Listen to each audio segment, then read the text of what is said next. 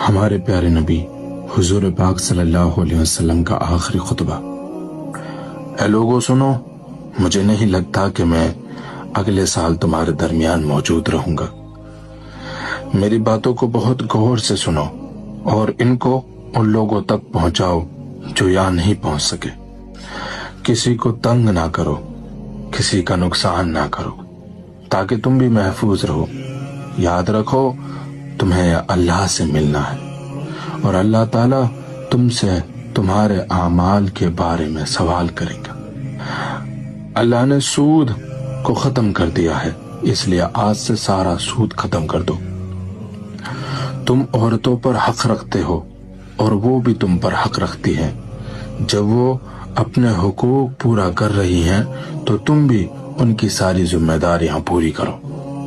عورتوں کے بارے میں نرمی کا رویہ اختیار کرو، کیونکہ وہ تمہاری شریک حیات اور بے لوش خدمت گزار ہیں۔ ابھی زنا کے قریب مت جانا۔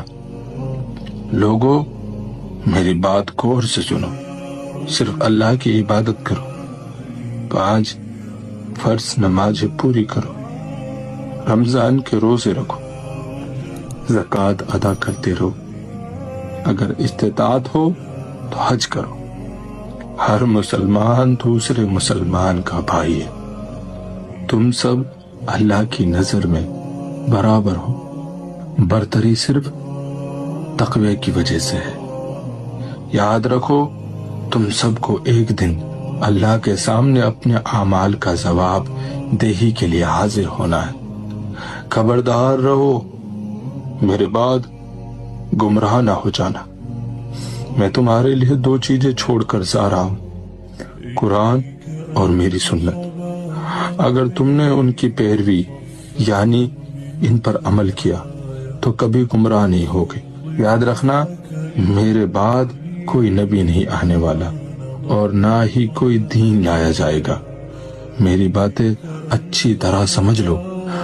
سنو تم لوگ جو موجود ہو، اس بات کو اگلے لوگوں تک پہنچانا اور وہ اس بات کو اگلے لوگوں تک پہنچائیں، اور یہ ممکن ہے کہ بعد والے میری بات کو پہلے والوں سے زیادہ بہتر سمجھ کر عمل کر سکیں۔